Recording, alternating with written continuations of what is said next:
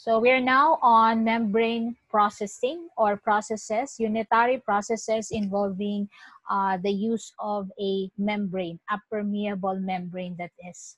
So this is involving either both homogeneous or heterogeneous fluid mixtures. And since this involves fluids, then we are thinking of liquids and gases. So it could be either both liquids or both gases or a combination of a liquid and a gas when we speak of separating components of mixtures in membrane separation processes. Now, let's define first what is membrane separation processes. So these are processes in which separation is due to differences in solubilities and the rates of diffusion through a membrane, a permeable membrane. So as a sample, as you could see here on the picture, we have the feed here on the left side, and some of the components of our feed, the blue balls that is passing through or is allowed to pass through the semi-permeable membrane. So the thing is now we have the solute particles remaining on the left side, while the solvent particles which were allowed by the membrane to pass through. So the membrane is selective in terms of what particular component of our feed it's going to allow to pass through. So our membrane only allowed the solvent to pass through. So the thing that passed through already in the membrane is what we call as the permeate. Call that the permeate. But as to the substances that remains and as to the substances that passes through our membrane, we will go to that in detail later on in one of the succeeding slides. So take note of the driving force in membrane separation processes. So it's either due to differences in solubilities or the rates of diffusion. As mentioned here, it's either differences in solubilities and diffusion rates. Now, the feed here consisting of a mixture of two or more components is partially separated by means of a semi-permeable membrane or a barrier through which some species moves faster than the other. So since we have this phrase here, some species moving faster than the others, then it has something to do with the diffusion rates of the species. So they are separated by the differences in their rates of diffusion. In membrane separations, there are three things that we need to take note of. The products are always usually miscible. So it could be a single product or it could be several products. But since our membrane selectively allow this particular product or products to pass through, then they are said to be miscible. Then, second thing is the separating agent is a semi-permeable membrane. So it's a requirement in membrane separation that we have this barrier, the semi-permeable. The term semi means it's selective of what it's going to allow to pass through. That is why it's permeable to some components in your feed mixture and it's not permeable for some. So that is why we have here the prefix semi-permeable barrier. Now, and there has to be, and it has to be rather understood that we cannot expect that there should be a sharp separation between the components of our mixture. What does this mean? That we cannot 100% separate, let's say, A from B in terms of the use of the semi-permeable membrane. So that's same too with other separation processes. There's no such thing as a 100% recovery. So in this membrane separation process, we don't expect that we will totally separate the components of our mixture from one another. So it's able to separate, but the phrase that was used here, it's not a sharp separation. That is, it's not 100% separation. Now, I mentioned about the terms that will be used in terms of the substance that is allowed to pass through the membrane or the substance that diffused to a membrane and the substance that was not allowed to pass through by the membrane. So these are terms that are used to refer to these two. So when we speak of the permeate, that's the one that I mentioned when I discussed the definition a while ago. It refers to that part of the feed that passes through the membrane. So the thing that diffuses through the barrier or the membrane. The thing that wasn't allowed to pass through is the retentate, from the term retention. It's the retentate, the part of the feed that does not pass through the membrane. So it was not allowed to pass through by the membrane, or it was not able to diffuse through the membrane. Now, what are the driving force aside from those that were mentioned in the definition? So it was specifically mentioning solubilities and rates of diffusion.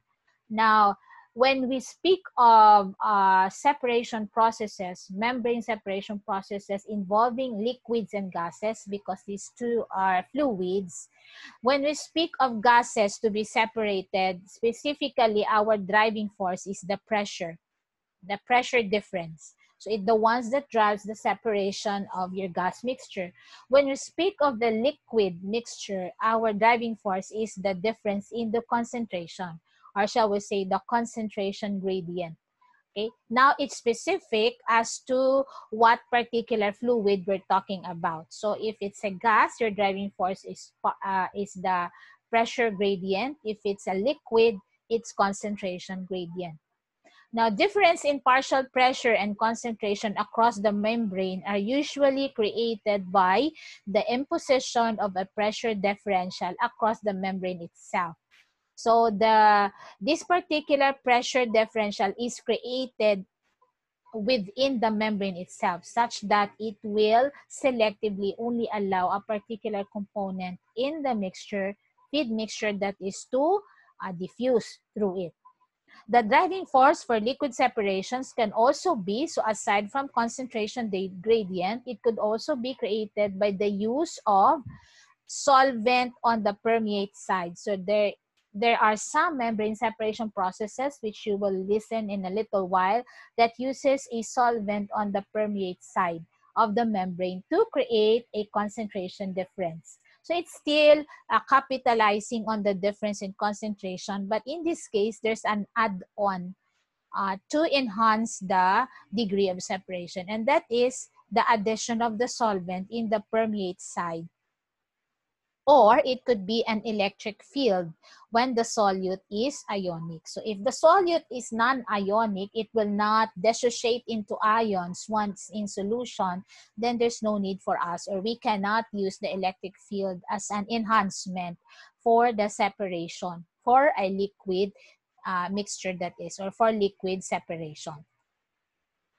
Now, speaking of membranes, so these are defined as layer of material that serves as a selective barrier between two phases and remains impermeable to specific particles, molecules, or substances when exposed to the action of the driving force, whatever that driving force is. So the illustration here is a very simple illustration, is that you have this particular board here, or a plate, which acts as the membrane. The flow direction of the mixture, of your feed mixture rather, is along or parallel to our membrane, and those part of the feed mixture that did not pass through or did not diffuse through the membrane are the retentate, and of course it's living in this direction, whereas those that pass through on cross flow, this is already cross flow direction, are the permeate. So again, this thing on it will selectively, or it will be selective as to what component of your feed mixture it will allow to pass through or diffuse. Now, the proper choice of a membrane should be determined by the specific application objective. So what membrane to use on a particular separation process depends on the objective of such separation process. Now, this particular objective could either be falling on any of these three. So it could be based on the particulate or dissolved solids removal. That is the degree of removing the dissolved solids present in your feed mixture. So it could be one of the objective in choosing the membrane to use. Another one is in the case of hardness reduction in water. So hardness reduction for ultra pure water production could be your objective. Like for example, what is the degree of reduction in the hardness of water? So that could be your objective, and then that particular objective would lead you to properly select a membrane for such use. Then another objective could be the removal of specific gases or chemicals. Now, when we speak of membranes, it could either be isotropic membranes or anisotropic membranes. And you have examples of isotropic membranes here, the microporous membrane, the non-porous dense membrane. So they are not so porous, and then they are heavier than the microporous ones, and the electrically charged membrane for those mixtures that are ionic in nature. The anisotropic membranes are the example only are the Loeb-Surirajan membrane. Then we have the thin film composite membranes, and we have the supported liquid membranes. Okay, these are just but examples, but we don't say that this is just but the membranes that are to be used, or that are that is your basis for choosing for a particular separation process. Now, what's the membrane's function? We know it already. It's generic that it should be selective, or it should act as a filter as to what should diffuse through it or not. So it will act as a semi-permeable barrier between the two phases, given already. Create separation by controlling the rate of movement of species across it. And the separation can involve two gases, in the case of vapor phases, two liquid phases, or a vapor and a liquid phase, as I have mentioned in the start of the lecture. So that would be our membrane's function. Now, characteristics of a membrane. So they could be thin, non-porous, polymeric in nature, but they could also be porous and polymeric. They can be ceramic or metal material, or even your membrane can even be a liquid, a gel, or a gas. Now, the barrier, this membrane should never ever get dissolved in the process of separation. It should not dissolve, it should not disintegrate, it should not break. Otherwise, it will be fouling the mixture that in itself should have been separated by it. So if it gets dissolved or it gets broken, disintegrated in the process of separation, then it will foul up the mixture of the feed, because in itself it will mix together with your feed. Now there is this add-on we call the sweep. The optional sweep is a liquid or a gas used to facilitate removal of the permeate. So if you recall in the previous slide, there was a mention of a solvent that could be placed on the permeate side in the case of liquid mixtures to enhance the process of separation or to improve recovery. That particular solvent is in itself also the sweep. So it could be a liquid or a gas. Now, membrane requirement for effective separation. So what is the requirement for a membrane? That way it will effectively separate components of the mixture. So to be effective for separation, a membrane must possess high permeance and high permeance ratio for the two species being separated. So there are terms here we call high permeance and high permeance ratio for the two species to be separated. I will leave this to you, these terms for you to research on what these particular terms mean, because these are requirements, or this is a requirement for your membrane. That way it will be effective in separating components of your mixture. Now, there are two broad categories of membrane materials. If you remember in the start there of the discussion of the membrane, it could be classified either as isotropic or non-isotropic. Now, another classification or categorization of the membrane would be the microporous and the non-porous. So these two actually is under the isotropic type of membrane. So another term for you to look is the isotropic and the non-isotropic membranes. So when you speak of microporous, from the term pores and micro, then it must have a lot of pores which are very, very small. So characterized by or characterized by interconnected pores which are small but large in comparison to the size of the small molecules that it will allow to pass through. So can you imagine this? Pores that are small but large enough to accommodate the molecules that it will selectively allow to diffuse through it. So these are microporous membranes. As for non-porous dense membranes, so non-porous and dense, meaning it's heavier, expected to be heavier than this one, and it's non-porous.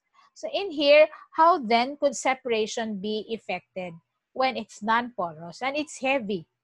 So separation occurs by components in a gas or liquid feed diffusing to the surface of the membrane, dissolving into the membrane material, then diffusing through the solid, and desorbing at the downstream interface. It has to diffuse, it has to get dissolved. So it says here the liquid feed diffusing to the surface. So it needs to diffuse to the surface and it gets to be dissolved within the membrane itself. So dissolving into the membrane material, then diffusing through the solid. So it gets dissolved, then in the process of dissolution, since it's already dissolved, it will get to diffuse through the solid. And once it's already diffusing through the solid, it will again desorb at the downstream interface. What does this mean about being or undergoing a desorbing process in the downstream interface? Meaning in our language, or how do you place it? Sa minugwa na siya sa membrane, ma-desorb siya, meaning magwa siya out of your solid in which it was dissolved into. That is why it gets to diffuse through the surface, it gets dissolved in the surface, then it's going to diffuse to the solid because it's already dissolved in the surface and again desorb. Just like the process of gas absorption and stripping, when we speak of desorption, a liquid is going to get a component from another liquid. That's desorption or stripping. So the same thing here. Desorbing means that the liquid on the other side of your membrane will take out already the dissolved and diffused component of your feed mixture in the membrane. That way it will be separated from the rest of the components in your feed. But the process is fourfolds. It's going to diffuse to the surface, it's going to dissolve within the membrane, it's going to diffuse through the solid, and it's going to desorb in the downstream side, meaning on the side in which you have already, specifically on the permeate side, wherein it's going to be separated already ultimately from the rest of the components in your feed mixture. So it's fourfolds in here in the non-porous dense membranes. Fourfold process that is.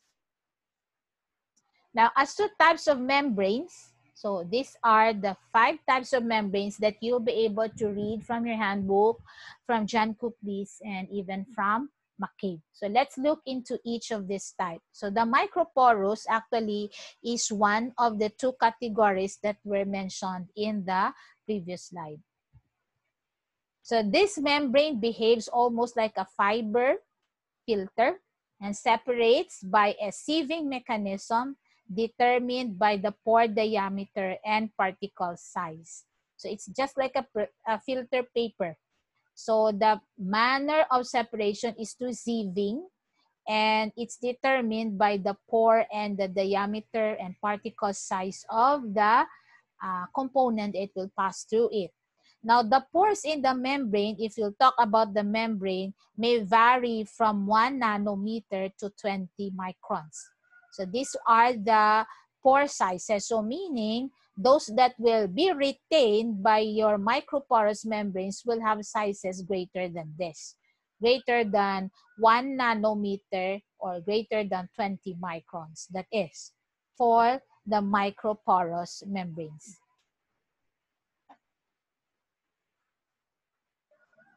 For the asymmetric membranes, so this is a sample of the microscopic view of a microporous asymmetric membrane, asymmetric that is. This comprises a very thin 0.1 to 1 micron skin layer on a highly porous 100 to 200 microns thick substructure. Its separation characteristics are determined by the nature of the membrane material or the pore size, somehow similar to the microporous membranes, and the mass transfer rate or the mass transport rate is determined mainly by the skin thickness. And then you have to think of this thickness of the film on top of a highly porous thick substructure underneath. So the rate of mass transport or the degree of the mass allowed to diffuse to this type of membrane is dependent on the thinness of the skin that was used on top a thick substructure which is highly porous. Okay, that's your asymmetric membrane. So if you're going to look at it, it's already a composite in itself because it's comprising of a thin layer of skin and underneath is a high porous thick substructure. The reason probably that it's called asymmetric membrane.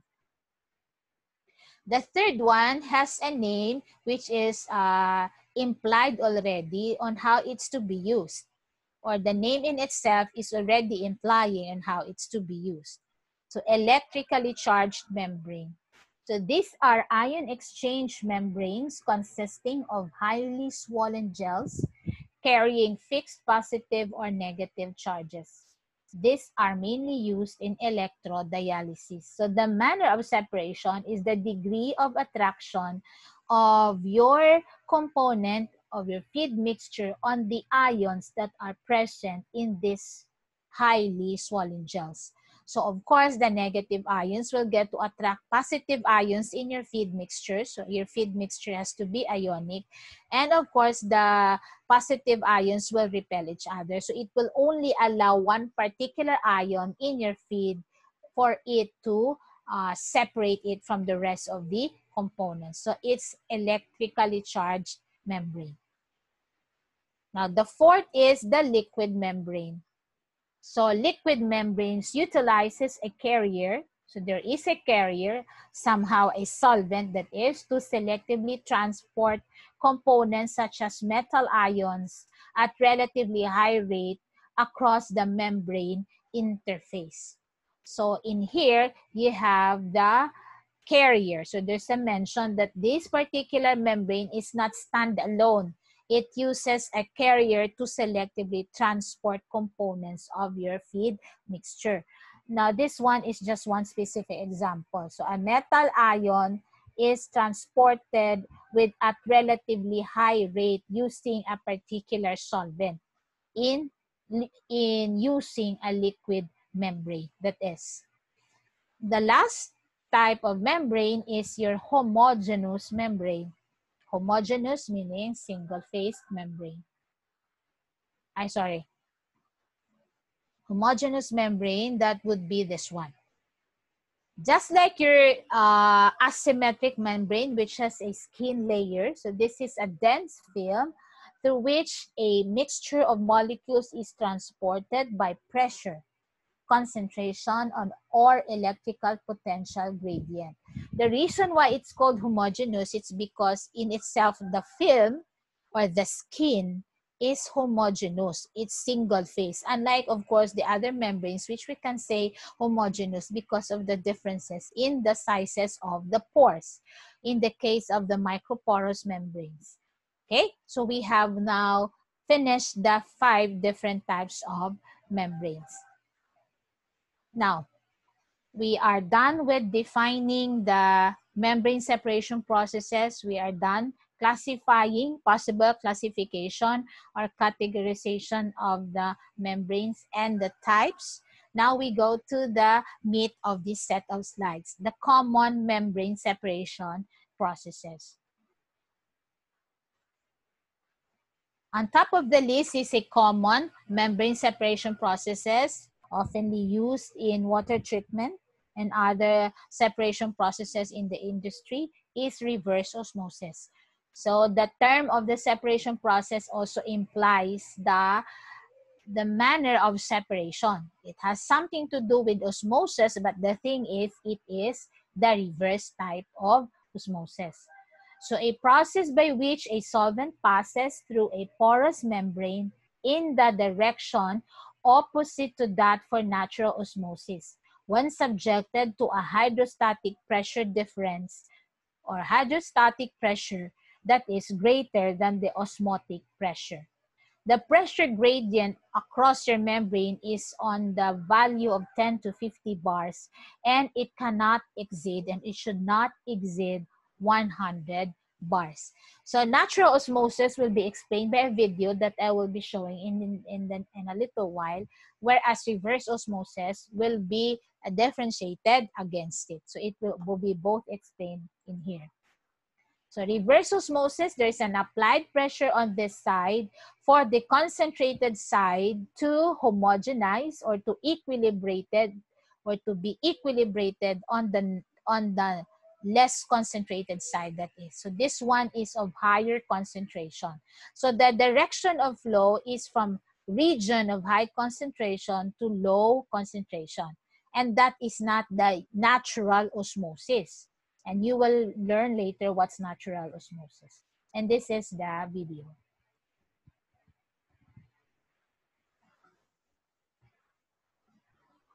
The core technology used at the Adelaide desalination plant is called reverse osmosis. First, let's explain what osmosis is. Osmosis is a naturally occurring process in which a liquid, which is pressure, continuously passes through a membrane. The membrane is semi-permeable.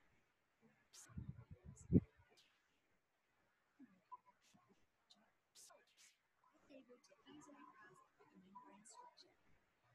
The flow of liquid through such a membrane occurs naturally to fly enough salt concentrations to fit to solutions.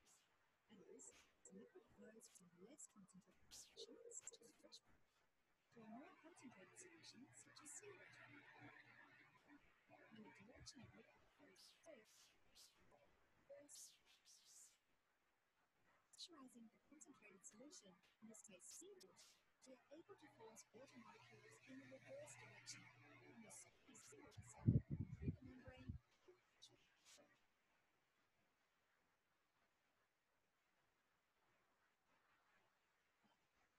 Okay, so you can see already the difference between natural osmosis and that of reverse osmosis.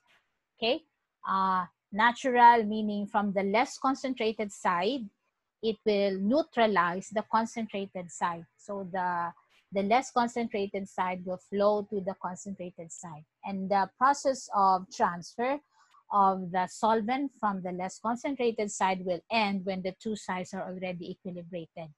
That's natural osmosis. Now, reverse osmosis is, of course, the reverse of that. However, we need to apply an external pressure on the concentrated side so that the concentrated side will flow through our barrier in the direction that is opposite the natural osmotic process. So that's reverse osmosis.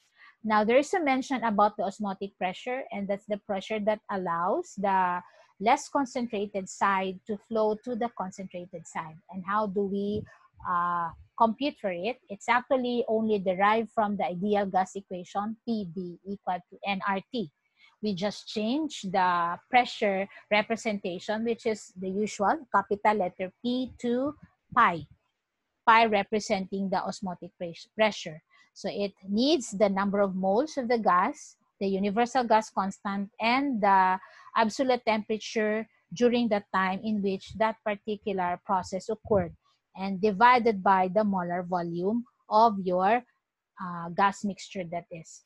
So experimental data show that the osmotic pressure of a solution is proportional to its concentration because you have this of the solute and the temperature. The N over V in here, it refers to the concentration of your feed mixture. And of course, the temperature that you can see here. In this side, you have two factors in which your osmotic pressure depends on. Concentration, which was mentioned here, and the absolute temperature. Now, what are the application of reverse osmosis? Where is it applied? So it's applied in desalination of brackish water, the treatment of wastewater to remove a wide variety of impurities, the treatment of surface and groundwater, the concentration of foodstuffs which are used in food technology or by food technologists, the removal of alcohol from beer uses reverse osmosis, clarification of fruit juice. The clarification of fruit juice using reverse osmosis is very expensive. So the usual clarification uses a clarification filter. Of course, with the aid of some chemicals. And the removal of bacteria from foodstuff is also using reverse osmosis. So the thing that we use in chemical engineering is also being used in food technology, a technology process that has actually specialized out of the body of chemical engineering. And in less than a minute, I will be cut. We will use the same link class for us to continue our discussion. Okay, so we have next electrodialysis. Now this one is used to transport salt ions from solution through ion exchange membranes to another solution under the influence of an applied